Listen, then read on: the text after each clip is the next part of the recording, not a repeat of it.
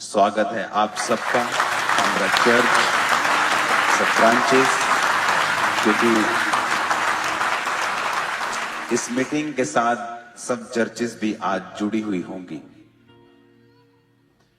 अपनी बाइबल को उठाओ एक हाथ में और अपनी सीट पे बैठकर मेरे साथ ये वचन कहो कि मैं वायदा करता हूं आज जो कुछ मैं सुनूंगा मैं उसे भूलूंगा नहीं।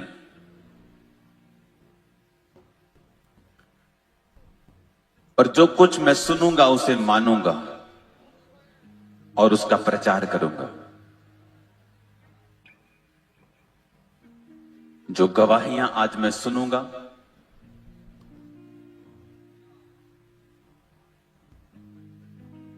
मैं उन्हें ध्यान से ग्रहण करूंगा।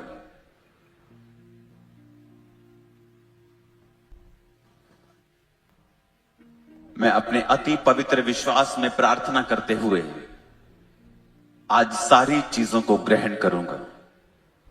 प्रभु यीशु मसीह के सामर्थी नाम में हम मांगते हैं। तारीफ करो जितनी ताकत हाथों में है खुदा बाप के लिए।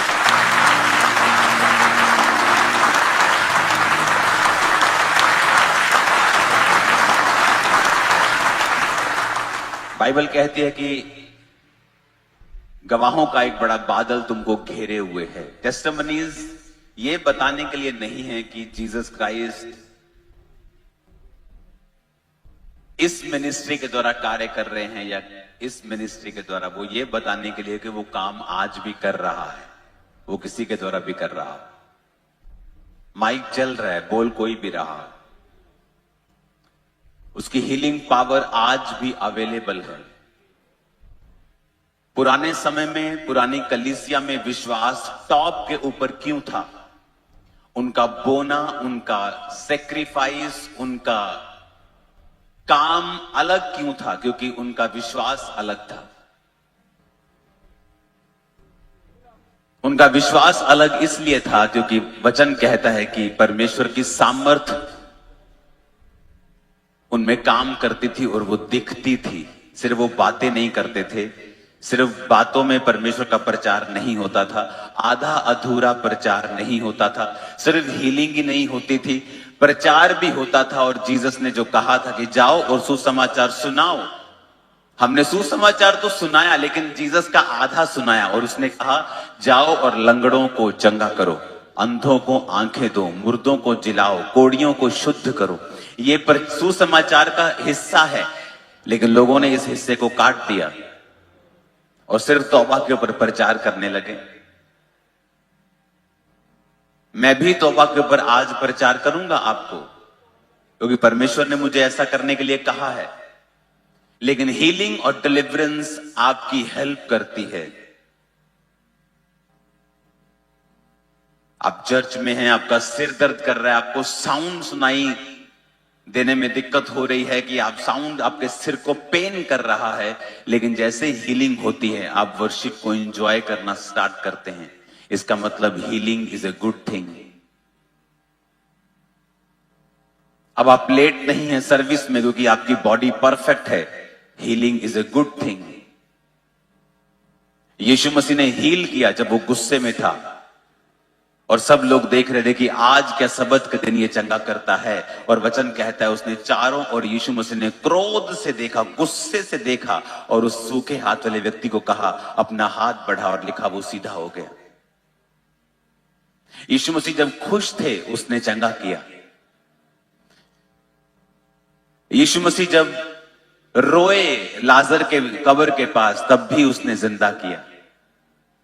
जब वो गुस्से में थे तब भी चंगा किया, जब वो नाराज थे तब भी चंगा किया, जब वो खुश थे तब भी चंगा किया। क्योंकि जीसस जो हीलिंग है वो जीसस क्राइस्ट का नेचर है। इट्स नेचर, ये उसका नेचर है। जब कोढ़ी आके परमेश्वर को कहता है प्रभु अगर तू चाहे तो मुझे शुद्ध कर सकता है, मैं नहीं जानता तेरी इच्छा क्या है। और जीसस ने कहा मैं चाहता हूं तू शुद्ध हो जाए। इसका मतलब परमेश्वर चाहता है हम हील हों। तब भी आज कलीसिया के बहुत से लोग बीमार रहते हैं। जीसस ने कोड़े खा लिए फिर भी आप बीमार रहते हैं। आज उसी के बारे में हम डिस्कस करेंगे कि कौन सी ऐसी कड़ी है, क्या मिस कर रहे हैं हम कि जो कुछ परमेश्वर ने हमारे लिए कर दिया है उसका पूरा फायदा कलीसिया नहीं उठा पा रही है। क्योंकि जीसस की इच्छा है आपको हील करना, डिलीवर करना, आपको श्राप से फ्री करना। इसलिए तो उसने कहा जाओ और कंगालों को सुसमाचार सुनाओ कि तुम्हारे श्राप टूट जाएंगे। जाओ और अंधों को सुसमाचार सुनाओ, उनको आंखें दो, और कोड़ियों को शुद्ध करो और मुर्दों को जिलाओ। अपने हाथों को उठाकर कहो, आज जो कुछ मैं सुन रहा हूं ये मेरे लिए, परमेश्वर मुझसे बात कर रहा है। आमीन। कल का वचन याद है, जब तुम नाना प्रकार की परीक्षाओं में पढ़ो तो इसको पूरे सुनाई नहीं दिया मेरे को, नहीं ऐसा नहीं लिखा, पूरे आनंद, पूरा आनंद। घर में शादी होती है ना बेटे की, बेटी की, पूरा आनंद। इमेजिन करो ये जो पहला बेबी डेड हुआ, उसकी वजह से इस सिस्टर ने सोचा कि मैं परमेश्वर के करीब जाती हूं। बॉर्न क्रिश्चियन होने के बावजूद भी परमेश्वर से दूर थी। इसका मतलब अगर आप अपनी परीक्षाओं के आगे देखेंगे और परमेश्वर के हाथ को खोजेंगे, आपको कुछ बेटर और बेस्ट मिलने वाला है। अब ये परीक्षा जब निकली, वो परमेश्वर के करीब है, बेबी हो चुका है, सेकंड बेबी पेट में है, परमेश्वर के साथ संबंध बन चुका है, उसके साथ नाता पक्का हो चुका है। जब तुम नाना प्रकार की परीक्षाओं में पढ़ो तो इसे पूरे आनंद की बात समझो। मैं आपको टेस्टिमनी दूं, पूरी तो नहीं दे पाऊंगा, ये वाली मैं एक्सप्लेन नहीं कर पाऊंगा। मैंने अपनी लाइफ में रोज मिरेकल्स देखे, आपने भी देखे, आज भी हम देखेंगे, कल भी हमने देखे हैं। मेरे आसपास कितने मिरेकल्स जिन्होंने पाए हैं वो खड़े, मैं खड़ा हूं। लेकिन एक बात बताऊं, इन मिरेकल्स के बावजूद भी, सामर्थी होने के बावजूद भी, मैं टिका नहीं रहता परमेश्वर में अगर 2005 की कुछ परीक्षाएं मेरे जीवन में ना आती। आप इमेजिन कर सकते हैं? इतना देखने के बाद भी शायद मैं टिका नहीं रहता, क्योंकि उन परीक्षाओं ने साबित किया है कुछ परमेश्वर के वचनों को कि वो रियल है मेरी लाइफ में। और 2005 में मैं परमेश्वर में आए, मुझे अभी 6 महीने हुए थे और मेरा डिप्रेशन और दुष्ट आत्मा के अटैक 10 गुना बढ़ गए थे। और मैं प्रभु से कह रहा था कि परमेश्वर, तूने मुझे पहले से भी ज्यादा बुरा कर दिया है। हाँ, नशे मैंने छोड़ दिए हैं, पाप त्याग दिया है, लेकिन जिस मुसीबत के कारण मैं तुझ में आया था वो तो 10 गुना बढ़ गई है। और मसीह में आने के बाद भी सुसाइडल थॉट्स रोज मुझे आते थे।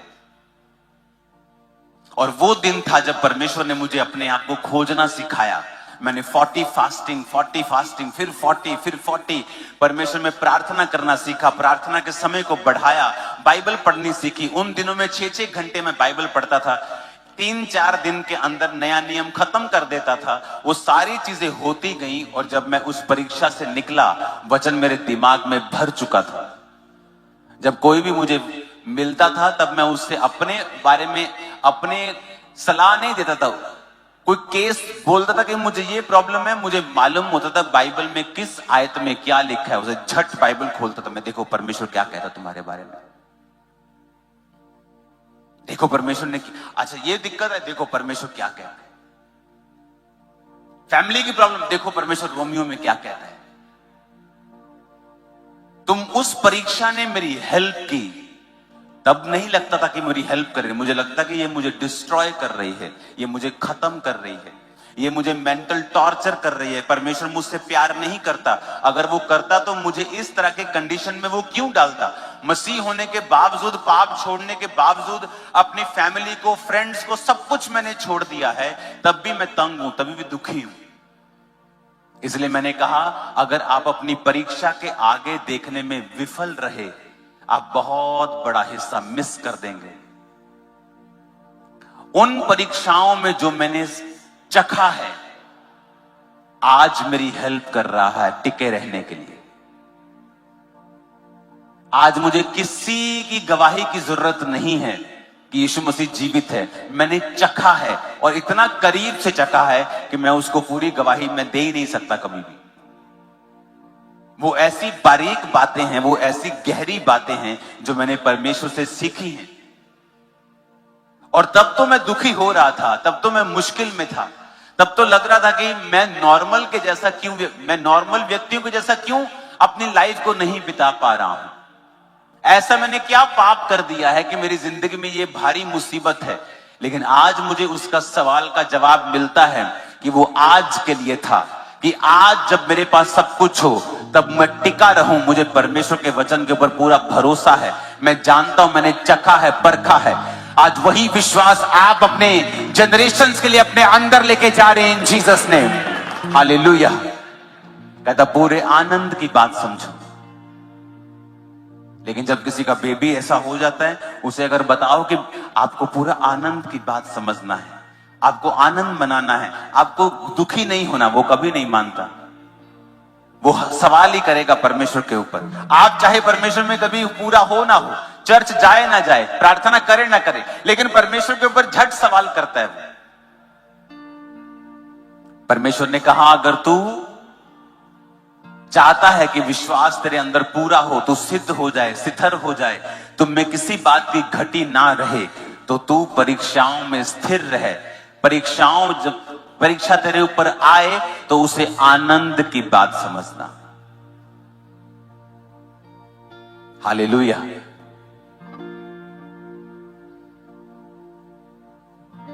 तो तू उसे आनंद की बात समझना, क्योंकि उस परीक्षा कहां सीखा।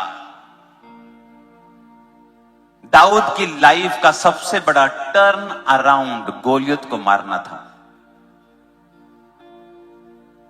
दाऊद की लाइफ का, आपके क्रिश्चियनिटी की जिंदगी में एक ऐसा मोड़ आता है जो आपकी लाइफ को सदा के लिए चेंज कर देता है। और वो सदा के लिए आपको एक ऐसे पथ के ऊपर आपको रख देता है जहां आप दूसरों से अलग दिखते हैं, आप दूसरों से अलग होते हैं, आपकी ग्रेस अलग होती है, आपकी परमेश्वर को पहचानने की परख अलग हो जाती है। परमेश्वर आपको अलग कर देता है गहरी ग्रेस से। वो मोड़ सब क्रिश्चियंस नहीं चख पाते हैं, वो ब्रेक थ्रू सब नहीं चख पाते हैं। वो ब्रेक थ्रू दाऊद की जिंदगी में तब आया जब दाऊद ने गोलियत को मारा। और कहां सीखा उसने गोफन चलाना, ये बताओ। जंगलों में, मोस्ट डिफिकल्ट टाइम दाऊद का, जंगलों में। भाई ऐश कर रहे हैं, राजा की सेना में पाप कर रहे हैं, ऐश कर रहे हैं। दाऊद को लगता है यार ये अच्छे हैं, ये पाप भी करते हैं, ये दारू भी पीते हैं, पार्टियां भी करते हैं, सेकुलर भी हैं, सब जगहों में जाते भी हैं, एंजॉय करते हैं, लाइफ इनके जैसी होनी चाहिए। बट आप ऑर्डिनरी रह जाएंगे, ऑर्डिनरी की तरह ही मर जाएंगे, और हेवन, आप हेवन में जाएंगे। पापी भी हेवन में जाएगा, पता है। अब लोग अच्छा ये कैसे? हेवन में परमेश्वर दिखाएगा उसको, ले बेटा देख ले, ये तू मिस कर रहा है, जब चल भाग। वो जाएगा, हेवन में जाएगा, उसका न्याय वहीं होगा ना। हेवन में न्याय होगा ना सबका। वो एक बार हेवन में जरूर जाएगा, देखेगा उसने क्या मिस किया है। हालेलुया। दाऊद ने कहां सीखा वो गोफन चलाना? उसी परीक्षा के दिनों में, जब उसे लगता था कि मेरे भाई अच्छे हैं, वो ऐश करते हैं, और मैं वफादारी में, पवित्रताई में अपने पिता के साथ वफादार, अपने खुदा बाप के साथ वफादार, और मैं इस पाले में, इस ओस में, इस बारिश में थोड़ी सी भेड़ बकरियों के लिए कभी शेर के साथ लड़ रहा है, कभी भालू के साथ लड़ रहा है, कभी उसको मार रहा है, कभी उसको मार रहा है। Life is so difficult, so hard. परमेश्वर को कंप्लेंट कर सकता था वो कि ऐसी मेरी हार्ड लाइफ, डिफिकल्ट लाइफ, लेकिन अगर आप देख पाएंगे उस हार्ड लाइफ के आगे परमेश्वर की मर्जी को, तो फ्यूचर के दाऊद भी आप हैं, अब्राहम भी फिर आप हैं, और खुदावंद आपको इस्तेमाल भी करेगा और ऊंचा भी करेगा। अगर आप देख पाए, मोस्टली लोग नहीं देख पाते। पौलुस बेचैन रहा, बेचैन रह के परमेश्वर से प्रार्थना करता रहा, परमेश्वर इस कांटे को मेरे जीवन से दूर कर। वो बीमारी हो सकती थी, कोई पीड़ा हो सकती थी उसकी लाइफ में, पता नहीं क्या था, उसने लिखा नहीं है, लेकिन वो फिजिकल पीड़ा थी। और परमेश्वर का वचन आता है, मेरा फजल तेरे लिए काफी है। और जैसे परमेश्वर की आवाज वो सुनता है, उसकी मर्जी को सुनता है, अब उसकी पीड़ा उसको पीड़ा नहीं दे रही, क्योंकि उसको मालूम हो गया कि इस पीड़ा के पीछे परमेश्वर की मर्जी है कि मैं हम्बल रहूं। जब उसे मालूम हो गया कि ये परमेश्वर की ओर से है, उसकी सारी बेचैनी खत्म हो गई, सारी प्रॉब्लम खत्म हो गई। जब आपको मालूम हो जाएगा कि आपका दुख का कारण पीछे परमेश्वर है, कि परमेश्वर चाहता है कि आप उसको खोजें, आप उसको ढूंढें, अपनी परीक्षा के दिनों में वफादार रहें, आप शांत हो जाएं। इसलिए जरूरी है कि जब परीक्षाओं के दिन आए, आप बाइबल के साथ जुड़े हुए हों, जीवित चर्च के साथ जुड़े हुए हों, आप वचन को रोज पढ़ें और लगातार पढ़ें और उसे समझें, क्योंकि वचन के जरिए परमेश्वर आपसे बात करता है। उन परीक्षाओं के दिनों में आप स्थिर नहीं रह सकते, प्रेशर होगा आपके ऊपर, फैमिली का, बॉडी का, बीमारी का, शैतान का, लोगों का। आपके अपने आप को पहचान नहीं पाएंगे, आपके अपने आप को अब्यूज करेंगे, आपका फाइनेंस सब कुछ ठीक करने के बावजूद भी नीचे चला जाएगा। लेकिन जब आपकी स्पिरिचुअल आईज ओपन होंगी, आप वचन के साथ जुड़े हुए होंगे, आप देख पाएंगे कि आज मेरा हो सकता है फ्राइडे चल रहा हो, लेकिन मेरा संडे बहुत जल्दी आने वाला है। आपका संडे आने वाला है इन जीसस नेम। आज मैं अपनी स्पिरिट में देखकर आया हूं, जब मैं यहां पे आया मैंने फिर देखा कि परमेश्वर पूरी करुणा के साथ, दया के साथ वो आपको देख रहे हैं। आपको जस्ट ये वचन को कबूल करना है। Hallelujah, hallelujah. बहुत से लोगों की टेस्टिमनीज मैंने सुनी है, जिनकी एक त्रासदी में अपने बच्चे मर गए और वो दुखी हो गए, निराश हो गए, टूट गए अपनी जिंदगी से, और एक दिन परमेश्वर ने उन्हें अनाथालय बनाने के लिए इस्तेमाल किया और उन्होंने सैकड़ों बच्चों को पाला। ऐसी बहुत सी गवाहियां आपने सुनी होंगी कि परमेश्वर ने किस तरह से उनकी जिंदगी में काम किया और किस तरह से उनको बदलाव दिया, किस तरह से उनकी जिंदगी में परमेश्वर ने एक नया मोड़ दिया। जब आप देख सकेंगे परमेश्वर भला है। कई बार आपको वो भला लगता है जब आपको वो कैंसर से शिफा देता है, लेकिन तब भला नहीं लगता जब वो कुछ छीन लेता है, तब भला नहीं लगता है। लेकिन परमेश्वर तो तब भी भला है। वो तब भी भला था जब वो हील करता है, वो तब भी भला है जब वो परीक्षा में डालता है। हालेलुया।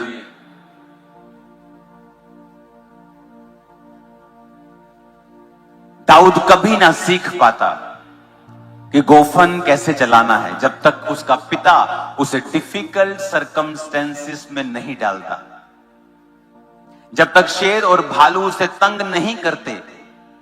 उसे कभी कॉन्फिडेंस नहीं आता गोलियत के सामने कि मैं इसे भी मार सकता हूं, क्योंकि मैंने शेर और भालू को मारा है। और वो कहां सीखा? उन्हीं परीक्षाओं के दिनों में दाऊद ने सीखा, और वही सीख उसके काम आई। परीक्षाओं के दिनों को तुच्छ मत समझना। जो आप उन दिनों में सीखोगे ना, अपने बेस्ट दिनों में कभी नहीं सीख पाओगे, कभी नहीं सीख पाओगे।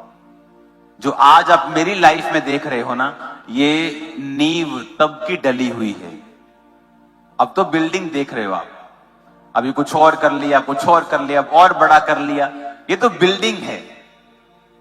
बिल्डिंग के पहले नींव पड़ती है, और जितनी ऊंची बिल्डिंग बनानी हो, नींव उतनी गहरी डाली जाती है। और नींव जब गहरी डाली जाती है, उसे खोदा जाता है, डिग किया जाता है, जो कि मुश्किल काम है। जब परमेश्वर आपकी लाइफ में डिग करता है, आपकी लाइफ में खोदा खदाई शुरू करता है, आपको बड़ी तकलीफ होती है। जब चीजें आपके हाथ से निकलती हैं, आपके कंट्रोल में नहीं रहती, आपको बड़ा दुख होता है कि ऐसा क्यों नहीं हो रहा जैसा मैं चाहता हूं। उसी समय हमें बाइबल पढ़नी है और परमेश्वर के वचन के साथ जुड़े रहना है और बिलीव करना है कि पौलुस ने कहा, धर्मी जन विश्वास के साथ जीवित रहेगा कि परमेश्वर भला है, अगर मुझे वो यहां तक लेके आया है, मुझे आगे भी लेके जाएगा। उसने आपके ऊपर मेहनत की है, आप उसका एक बिजनेस प्रोजेक्ट हो। कोई अपने बिजनेस प्रोजेक्ट को आधा अधूरा छोड़ के खत्म नहीं करता। हर आदमी कहता है मेरी मेहनत हुई है इसके ऊपर, मैं इसको कैसे जाने दूंगा। तो परमेश्वर का आप बिजनेस प्रोजेक्ट हो, वो आपको कैसे जाने देगा। वो आपको छोड़ेगा नहीं, त्यागेगा नहीं, लेकिन वो आपकी कैपेसिटी को बढ़ाना चाहता है, विश्वास को बढ़ाना चाहता है, आपकी आशीष को बढ़ाना चाहता है, नेक्स्ट लेवल पर आपको लेके जाना चाहता है, एक ऐसी चीज के लिए तैयार करना चाहता है जो आपकी जनरेशंस के काम आएंगी आने वाले दिनों में। इस तरह से वो आपको तैयार करना चाहता है, वो आपको इस तरह से ब्लेस करना चाहता है। आमीन। लेकिन उसके लिए आपको तैयार रहना पड़ेगा प्रार्थना में। परीक्षाओं के दिनों को पूरे आनंद की बात समझना, क्योंकि परमेश्वर उसमें कुछ कर रहा है आपकी लाइफ में जो आप अपनी ताकत से नहीं कर सकते थे, अपनी मर्जी से नहीं कर सकते थे। हालेलुया। जब परमेश्वर आपको आगे लेके जाता है, उसके प्लान अलग है, उसकी योजनाएं अलग है, उसकी सोचने का तरीका अलग है, काम करने का तरीका अलग है। परमेश्वर ने कहा, गिदोन इतने लोगों को साथ लेके जाएगा तो ये कहेंगे कि हम अपने बाहुबल से जीते हैं, तो क्या कर, इन सबको बोल पानी पियो। जो कुत्ते की तरह चपड़ चपड़ करके पानी पिए उसे ले जा, जो रिलैक्स होकर पी रहा है उसे छोड़ जा। ऐसा प्लान पहले कभी नहीं सुना, ऐसा प्लान पहले कभी नहीं सुना।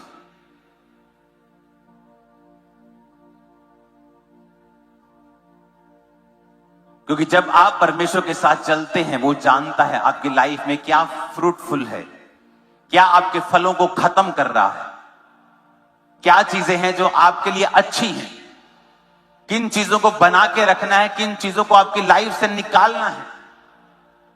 मैंने लोगों की लाइफ में देखा है और अपनी लाइफ में देखा है, द बिगेस्ट बॉन्डेज, आपकी लाइफ में जो सबसे बड़ा बॉन्डेज होता है वो लोगों का होता है। और मैंने सिर्फ उन्हीं लोगों को इस बंधनों से आजाद होते हुए देखा है जिन्होंने परमेश्वर के वचन को पूरी तरह से अपनाया है और वो परमेश्वर के साथ चले हैं और प्रार्थना का जीवन अपनाया है।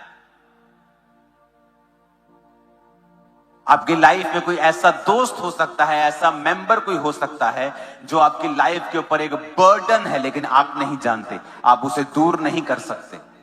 लेकिन जब आप परमेश्वर के करीब चलने लगते हैं, परमेश्वर इंतजाम करता है अनफ्रूटफुल लोगों को आपकी जिंदगी से कैसे निकालना है, कैसे खत्म करके आपको लाइट करके आगे लेके जाना है, वो इंतजाम करता है। आमीन। मेरी लाइफ में उसने बहुत किया है। जब एक चर्च होती थी, उसने अनफ्रूटफुल लोगों को दूर किया। गिदोन की तरह मेरी जिंदगी में परमेश्वर ने काम किया। ऐसे ऐसे काम करने के लिए चर्च में कहे जिनको वो लोग जो डेडिकेट नहीं थे और दिखते थे डेडिकेशन में हैं, परमेश्वर उनको दूर करता गया। और आज हम 200 चर्च क्रॉस कर जाएंगे। कैसे हुआ? जब हम परमेश्वर की आवाज को सुनेंगे, परीक्षा में स्थिर रहेंगे। प्रार्थना का जीवन, प्रार्थना का समय मेरा कभी बदला नहीं। मैं कल यहां से गया, अपने रूम में गया। जब मैं आता हूं, हमेशा हमारे 2-3 रूम होते हैं, एक फैमिली रूम, एक प्रेयर रूम। अपने प्रेयर रूम में गया, प्रेयर रूम में रुका, प्रेयर रूम में नाइट बिताई, सुबह बिताई, दोपहर बिताई, शाम बिताई, सीधा मैं यहां आया आपके बीच। क्योंकि ये इंपॉर्टेंट है कि अब मैं प्रभु की प्रेजेंस में रहूं, आपके लिए कुछ लूं जो खुदाबंद आपसे कहना चाहता है।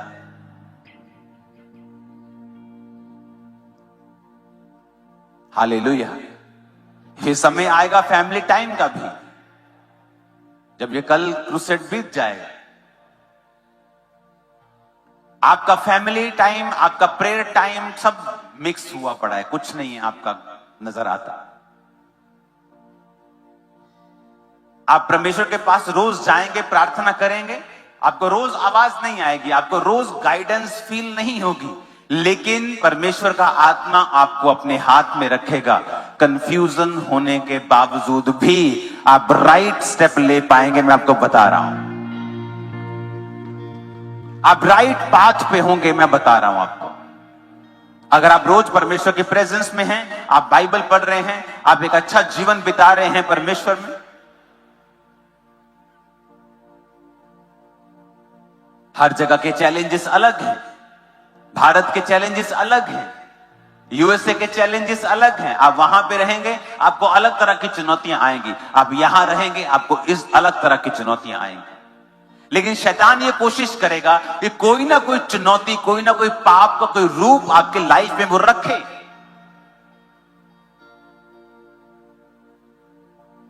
ताकि किसी ना किसी तरह से आपको डिस्ट्रैक्ट कर दिया जाए और आपके कानों को बंद कर दिया जाए और आप परमेश्वर की आवाज को ना सुन सकें। और जब वो आपके कानों को ब्लॉक कर देता है और आप परमेश्वर की आवाज को नहीं सुन सकते, तो फिर परीक्षाओं के दिनों में आप बहक जाते हैं और परमेश्वर से बहुत दूर हो जाते हैं।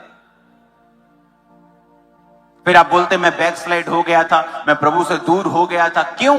यही वजह से कि जब परीक्षाएं आएंगी, साइलेंस टाइम आएगा, एक्चुअल में वो टाइम सीखने का और परमेश्वर की हुजूरी में ज्यादा रहने का था, आपने उल्टा किया, आप और दूर हो गए परमेश्वर से। हालेलुया।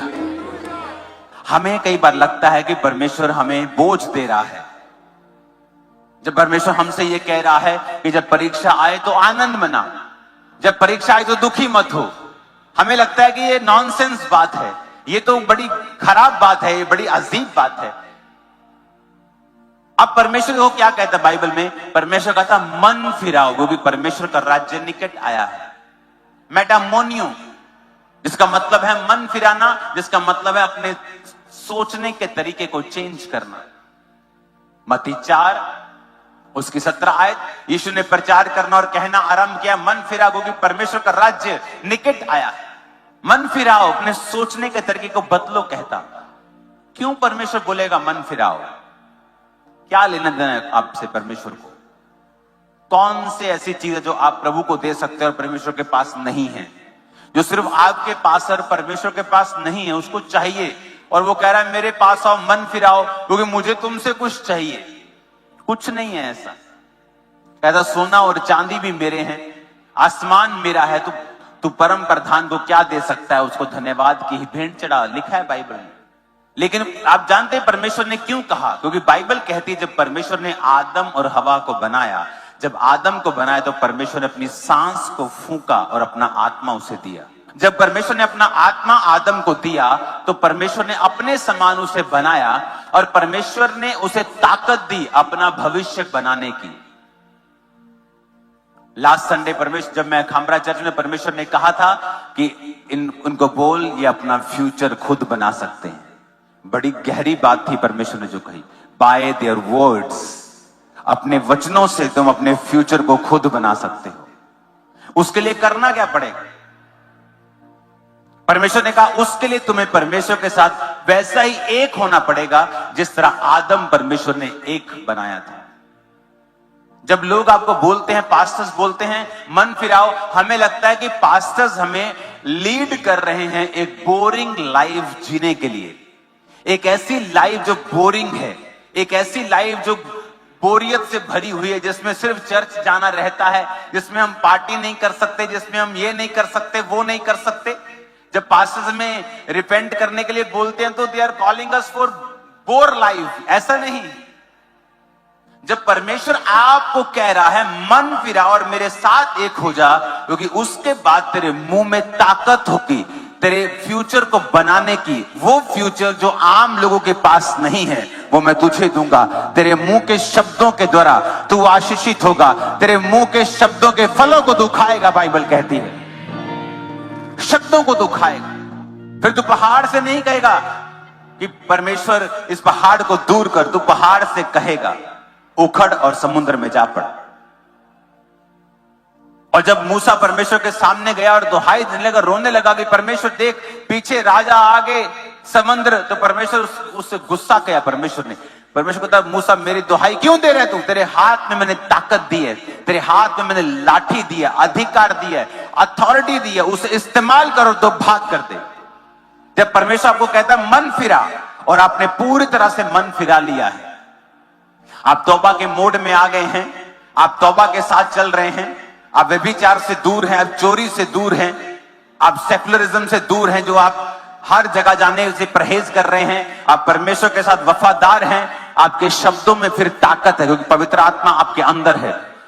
उसके बाद अगर आप अपने शब्दों को इस्तेमाल करें, रोए नहीं परमेश्वर के सामने, चिल्लाए नहीं।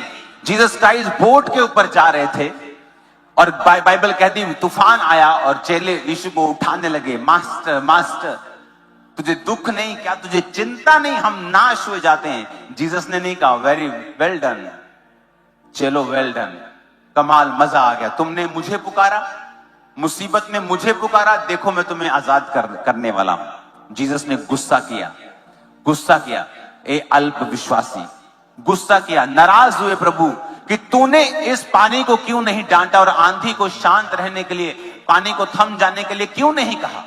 और जब जीसस ने आंधी को डांटा और पानी को थमने के लिए कहा तो वैसा ही हुआ।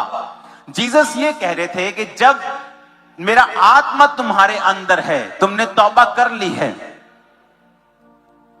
तुम कमांड करोगे अपनी शॉप पर बैठे हुए और डिक्लेयर करोगे आज इतने कस्टमर होंगे, मैं पूरा दिन बिजी रहने वाला हूं।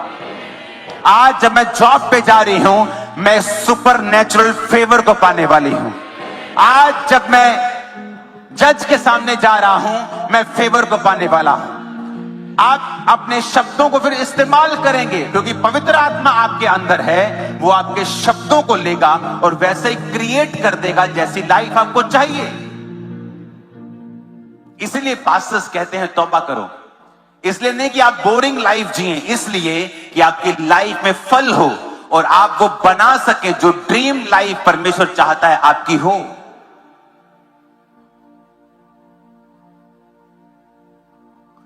तब डॉक्टर बोलेगा आपके अंदर एक कैंसर का एक गोला ग्रो कर रहा है, आप परमेश्वर के सामने रोए नहीं।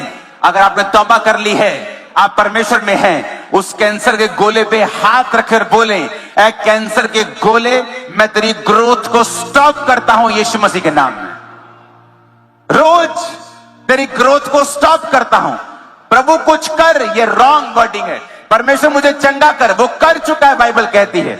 जब तुम तौबा में हो, तुम प्रार्थना में हो, तुम परमेश्वर के साथ वफादार हो, तब तुम कमांड करोगे, हाथ रखोगे, कहोगे ए कैंसर ग्रोथ स्टॉप हो यीशु मसीह के नाम में, गायब हो जा, डिसअपीयर हो जा, और वैसे ही होना शुरू हो जाएगा क्योंकि ये आपकी आवाज को सुनेंगी।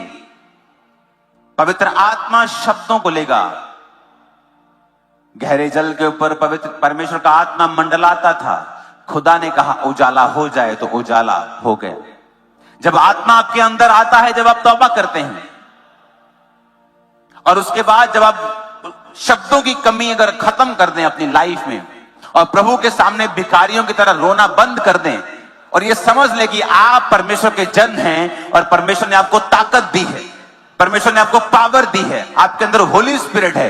जस्ट वर्ड्स को बोलो, कभी गालियां मत निकालो, नेगेटिव मत बोलो अपने बच्चों के विषय में, अपने बिजनेस के विषय में, क्योंकि आपके शब्द फल लेके आते हैं।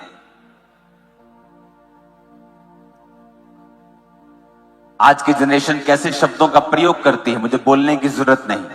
वो जैसे बोलती है, बोलती तो वो एक दूसरे को देख के है, लेकिन वो शब्द क्या उनकी जिंदगी में कर रहे हैं, जो वो बोल रहे हैं वही उनकी जिंदगी में हो रहा है।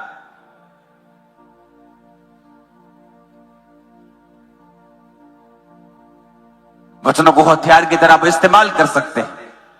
वचन में लिखा है यहोवा का भय मान, बुराई से अलग रहे, इस प्रकार तेरा शरीर भला चंगा और तेरी हड्डियां पुष्ट रहेंगी।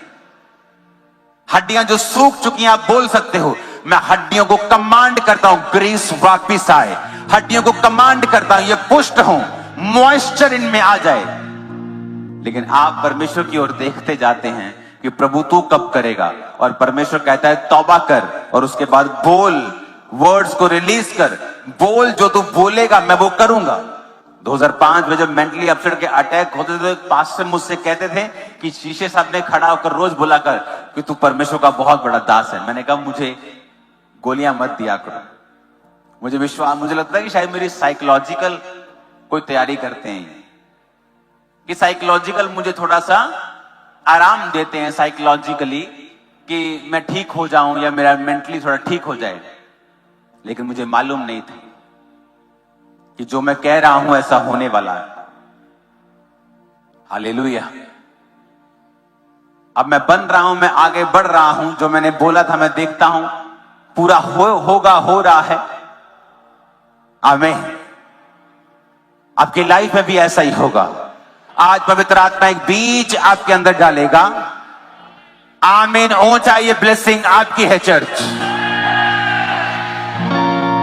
आमीन।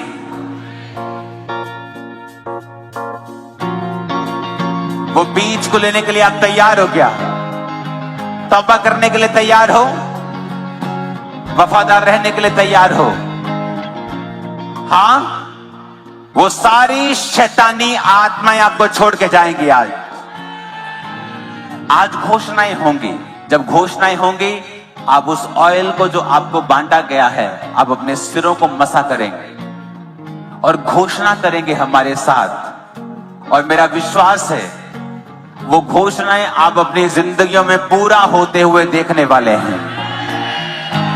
रोज सुबह उठने के बाद हमेशा बोलना है आई एम सुपर ब्लेस्ड। मैं आगे बढ़ रहा हूं। आज मैं खुदावंद के फेवर को देखने वाला हूं। आज खुदावंद का फेवर मेरे ऊपर होगा, मेरी फैमिली के ऊपर, मेरे चर्च के ऊपर होगा। आज मैं आगे बढ़ूंगा और खुदावंद की नई ताकत को देखूंगा। मेरे रास्ते खुलने वाले हैं। मैं खुदावंद का बेटा हूं। लाइट मेरे ऊपर है। मैं आगे बढ़ रहा हूं। मेरी ज्योति, मेरा प्रकाश जिस तरह सूर्य दोपहर तक बढ़ता जाता है, मैं आगे बढ़ रहा हूं। कोई बीमारी मेरा हिस्सा नहीं है। मेरा शरीर पवित्र आत्मा का मंदिर है। इसमें कोई बीमारी नहीं रह सकती है। कोई कमजोरी मेरा हिस्सा नहीं है। कोई दर्द मेरा हिस्सा नहीं है। परमेश्वर ने मेरी दर्दें ले ली हैं, मेरी बीमारियां ले ली हैं। आमीन। क्योंकि जब तक आप वेट करते रहेंगे अपनी पेन के खत्म होने की, वो पेन कभी नहीं खत्म होगा। आप प्रभु पे गुस्सा करते रहेंगे और परमेश्वर बोलेगा मैंने तेरे को सारे अधिकार दे दिए। आपकी प्रॉब्लम के लिए, बीमारी के लिए कब आपने कमांड किया था लास्ट टाइम? या आप अभी भी वही गलती कर रहे हैं जो चेले कर रहे थे? मास्टर मास्टर, हे स्वामी क्या तुझे चिंता नहीं, हम नाश हुए जा रहे हैं। तेनू साडी परवाह नहीं हैगी, तेनू देखदा नहीं। और जीसस ने कहा तुम्हें नहीं दिखता? दो सहेलियां लड़ती हैं तो कहते हैं तेन दिखता नहीं, तेनू नहीं दिखता। वैसे जीसस कह रहे, हम बोलते प्रभु तुझे दिखता नहीं, परमेश्वर तुझे नहीं दिखता, मुझे दिखता है, तुझे नहीं दिखता। तुझे देख, आंखों को खोल, खुद सुबह उठ और बोल ये बीमारी आज से फिनिश है इन जीसस नेम। अपने गर्भ पे हाथ रखे रोज बोल, अगर बेबी नहीं है मैं एक सुंदर बच्चे की मां बनने वाली हूं। लेकिन आपको डिक्लेरेशन करने में डर लगता है। आपको लगता है पूरी होंगी कि नहीं होंगी। अगर किसान सोचे कि ये छोटा सा बीज जो मैं जमीन के अंदर डाल के घर चला जाऊंगा, ये बढ़ेगा कि नहीं बढ़ेगा? कॉमन सेंस देखो तो कोई चीज ऐसे कैसे बढ़ सकती है। लेकिन हमने उसे इतनी बार ग्रो होते हुए देखा है कि अभी हमें मालूम है कि ये ग्रो होगा। आपका शरीर मिट्टी से बनाया गया है। आपके शब्द एक सीड हैं। जब आप उन सीड्स को, इन शब्दों को अपने शरीर में बोएंगे, आपकी कॉमन सेंस काम करे ना करे, आपको दिमागी विश्वास हो या ना हो, लेकिन ये फल लाने वाले हैं। और आज की मीटिंग में भविष्यवाणी करके कहता हूं, आप उन फलों को, उन पेड़ों को बड़ा होते हुए देखेंगे। जो आज आप बोलने वाले हैं वो आपके जनरेशंस भी उन फलों को खाने वाली हैं इन जीसस नेम। आमीन, आमीन, हालेलुया, हालेलुया। आसान है। अपने केस को देखो, आपको क्या चाहिए, बाइबल में जाओ, कौन सा वचन आपको सपोर्ट करता है, कौन सा वचन आपकी हीलिंग के बारे में कहता है,